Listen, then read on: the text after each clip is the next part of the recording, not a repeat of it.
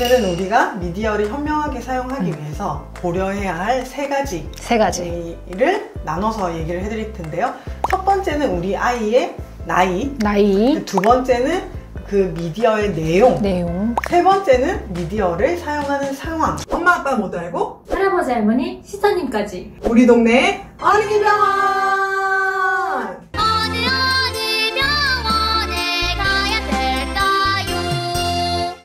그러면 선생님 반대로 추천하고 싶지 않는 영상 네, 있죠. 이런 거는 안 봤으면 좋겠다 이런 것들이 있을까요? 네, 그래서 영상을 고르실 때 제가 아까 아이들이 고르게 하지 말아달라고 했잖아요. 왜 그러냐면 아이들이 이제 유튜브나 우리 패드나 핸드폰은 거의 다 터치잖아요. 네. 그래서 아이들이 정말 조작을 잘해요. 너무 잘해요. 굉장히 타고났어요, 애들이. 비밀번호도 받고 애기인데 진짜야. 근데 자기가 고르다 보면은 아이들은 굉장히 화려한 것을 고를 가능성이 자극적이고 있어요. 그래서 본인 나이에 맞지 않은 영상을 맞아. 고를 수가 있는데 어떤 영상이 본인 나이에 맞지 않느냐? 말이 너무 많은 거. 아이 나이에 맞지 않는 너무 긴 문장이나 너무 많은 문장은 아이에게 오히려 피로감을 줘서 기억에 남는 게 훨씬 적어질 수가 있고요. 화면 구성도 마찬가지입니다. 너무 화려하거나 등장인물들이 막 반짝반짝 빛나고 막 효과음이 너무 많은 거 이런 것들 등장인물도 너무 많은 것도 별로라는 추천하지 거죠. 않습니다. 피카츄 이런 거. 그렇죠. 피카츄 너무 좋아요. 부모님들이 사실 특히 영유아기에는 아이들도 좀 쉬게 하고 부모도 좀 쉴 때 미디어를 많이 보여주시는데 영상을 부모님이 고르시고 그런 게 좋은 것 그게 같아요. 아니라면은 저는 이제 아이가 보고 있을 때 뒤에 누워서 같이 봐요. 그래서 몇 개만 봐도 사실 전체 내용을 어느 정도는 알 수 있잖아요. 그래서 부모님이 사실은 내용을 어느 정도는 알고 계셔야 합니다. 그리고 중간중간 추임새 넣는 것도 애들은 좋아해요. 애기들은. 중간중간 엄마 아빠가 와 제발아 뭐 아빠네 뭐 이렇게 얘기를 해주면은 애들은 좋아하더라고요. 그래서 이제 선생님이 말씀하신 내용이 미디어 내용을 고를 때 세 번째 고려해야 될 점입니다. 사회적 상호작용으로 연결될 수 있는 내용인가? 왔다 갔다 하는 거죠. 그렇죠. 그래서 우리가 질 좋은 미디어라는 것은 핑퐁을 가능하게 하는 것인데요. 그냥 시청각적인 자료라고 하면은 이것을 일상생활로 이어지게 하려면 부모의 역할이 필요하겠죠. 그래서 선생님이 아까 하신 것처럼 같이 보면서 중간중간 질문하기, 맞아요. 추임새 넣기, 아이가 좀 놓치고 지나간 거에 대해서 엄마가 다시 설명해주기, 그리고 봤던 내용을 일상에서 같이 해보기, 이런 것들이 될 수가 그러니까 있어요. 뭐 주사 맞으러 올 때 어제 뽀로로가 주사 맞는 거 봤지?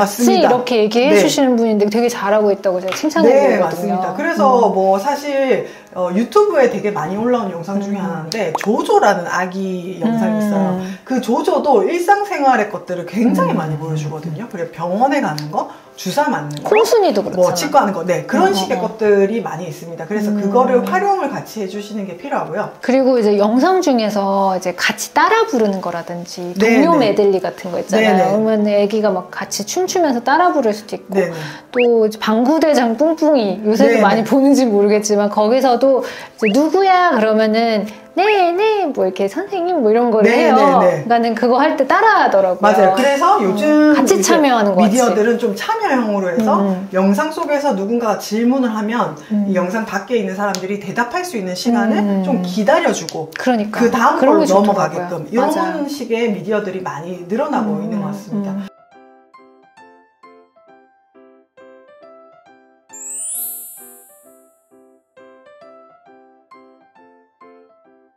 마지막이 상황. 상황인데요. 이제 상황이라고 하면 와닿지 않으실 수가 있는데 그만큼 이것을 간과하시는 분들이 꽤 많이 있어요. 그래서 이 상황이라는 것은 아이가 미디어를 언제, 어디서, 어떻게 활용하는지에 대한 부분입니다. 그렇다면 이것은 장소, 시간 이런 것들이 중요하겠죠. 그래서 미디어는 영유아기에는 무조건 통제권은 부모에게 있다. 그래서 부모가 고르고 선택한 프로그램을 부모가 정한 시간에 아이는 보는 것입니다.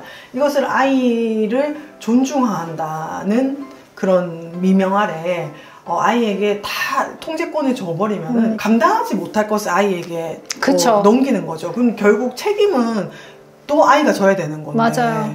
이것은 부모가 해줘야 될 부분입니다. 그리고 또 하나는 장소.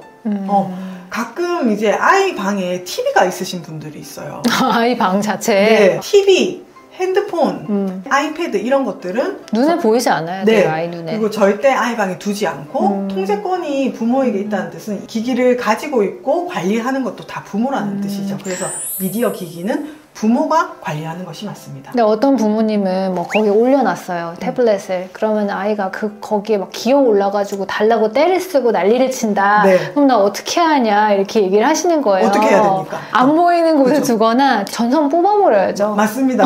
전선 뽑아서 네. 전선을 숨겨놓던지 해야죠. 아이들은 어떻게 해서든 방법을 찾기 때문에 그렇지만은 성인이시고 아이잖아요. 맞아요. 아이를 통제할 수 있는 방법은 찾을 수가 있습니다. 맞아요. 특히 영유아 시기에는. 맞습니다. 미디어 사용할 때 중요한 게 이제 시력이랑 수면 굉장히 중요하죠. 수면이 제일 중요할 것 같아요. 시력은 사실은 눈이 나빠지려면 어떻게든 나빠지잖아요, 우리는.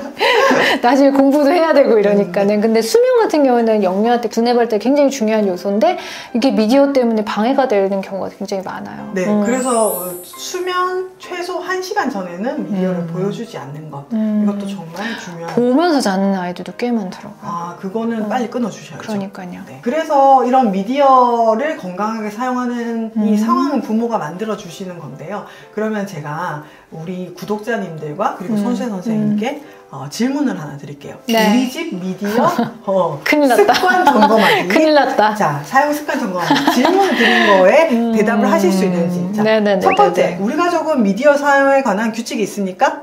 규칙을 만들고 있습니다. 있는 거죠? 있죠. 네네. 네, 있어요. 네. 두 번째, 우리 집 미디어 기기는 총 몇 개입니까? 이거는 좀 그래요. 총 몇 개입니까? 태블릿까지 다 해가지고 그렇죠. 컴퓨터까지? 네.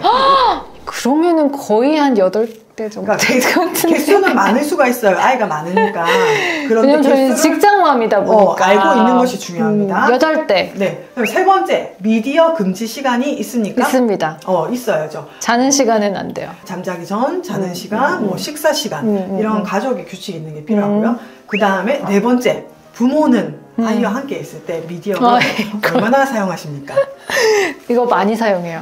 이거 제가 이제 해명할게요. 이거 나중에 해명할게요. 우리 아이가 같이 있는 시간이 다 다르시잖아요. 네, 같이 있는 시간 동안 내가 미디어를 사용하는 퍼센트가 몇 프로인가? 이게 중요하죠. 이게 진짜 쇼츠가 나온 다음부터 제가 이게 퍼센트가 올라갔어. 네. 그리고 마지막 부모는 우리 아이가 시청하고 있는 미디어 내용을 알고 있습니다. 이건 알고 있습니다.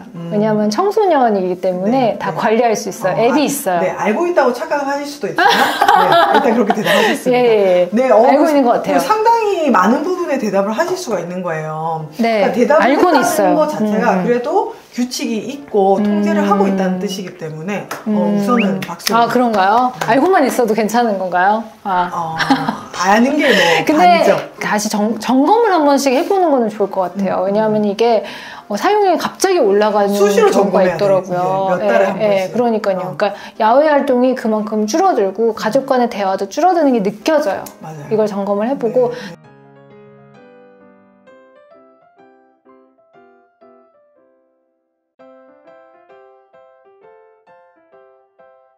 저 같은 경우에는 앱을 지금 사용하고 있는 게 있는데 디지털 디톡스라는 앱을 사용하고 있어요. 그 앱은 시간을 설정을 해놓으면은 그 시간 동안에는 핸드폰을 킬 수가 없어요.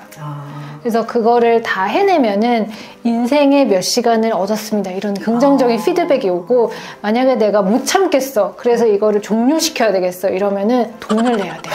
그래서 돈이 들어가니까는 동기부여 확실하죠. 그래서 저랑 이제 저희 딸이랑 같이 지금 하고 있고요. 저희 딸이랑 400시간을 채우면은 이제 파티를 하기로 했죠. 이렇게 가족이 함께 하는 게 정말 중요한 것 같습니다. 그러니까요. 네. 그래서 이건 퍼센트는 저희가 줄일 겁니다. 미디어 시대인데 이렇게까지 줄여야 되나요? 이렇게 생각하시는 분도 많을 것 같아요. 네, 그렇게 생각하시는 분도 있으실 것 같은데 저는 일단은 이렇게까지 좀 해보려고요. 일단은 네. 아직까지는 네네. 그 머신러닝을 아직은 못 믿겠어요. 그러니까 지금 굉장히 발달하고 있지만 그래도 저는 사람이 하는 것이 훨씬 더 페이스 투 페이스, 그리고 우리 정서적인 교감, 함께하는 시간, 이게 굉장히 중요하다고 생각하기 때문에 그렇죠. 실제로 디지털 헬스케어도 많이 발달하고 있고 저는 그 부분도 필요하다고 생각하는데 그래도 아직까지는 그리고 우리 아이들한테는 그래도 우리 사람이 훨씬 더 가치 있지 않냐. 그렇기 때문에 조금 관리를 해야 된다고 생각하고 그쵸. 특히 이제 저희 아들이 굉장히 이제 자극을 추구하는 성향이기 때문에 제가 조금 더 관리를 하는 게 있습니다. 그리고 사실 제가 이런 것들을 공부를 하면서 되게 놀라운 기사를 봤는데 그 스티브 잡스가 자기 아이들에게 아이패드를 사주지 않았다고. 맞아요. 네, 사주지 않았다고 하고. 맞아요. 빌 게이츠도 그렇고. 네, 그리고 유튜브 못 보게 안 돼. 네, 실리콘밸리에 이제 그 IT 개발업자들의 아이들이 다니는 학교에는 디지털 기기가 없다고 합니다. 확실한 건가요? 그런 뉴스가 있어요. 모든 학교가 그런 건 아니지만 굉장히 인기가 있는 학교에는 디지털 기기는 창의력을 없앤다 이렇게 해서 전혀 하지 않는 학교들이 있고 미국에서 요즘 나온 기사를 보니까 저소득층에서 디지털 기기 사용이 훨씬 많다. 무조건 미디어가 안 좋다. 무조건 미디어가 좋다보다도 이 미디어 사용에 관해서는 주도권은 일단은 사람이 가지고 있어야 되는 거, 부모님이 가지고 있어야 되는 맞습니다. 게 맞다는 그리고 거죠. 특히 아이들은 아직까지 뭔가를 판단할 수 있는 나이는 아니기 때문에 부모가 적절하게 비판적으로 판단을 해서 이거를 조절하면서 활용하는 것이 정말 중요할 것 같다는 생각이 듭니다. 굉장히 좋은 부분을 지적해 주신 것 같아요. 미디어 시대 때 우리 아이에게 어떤 미디어를 보여줘야 되는 거고 어떻게 활용해야 되는지 오늘 이제 구체적으로 말씀을 해주셔서 도움이 많이 되었습니다. 네. 오늘도 좋은 말씀 감사합니다. 다음에 또 봐요. 안녕.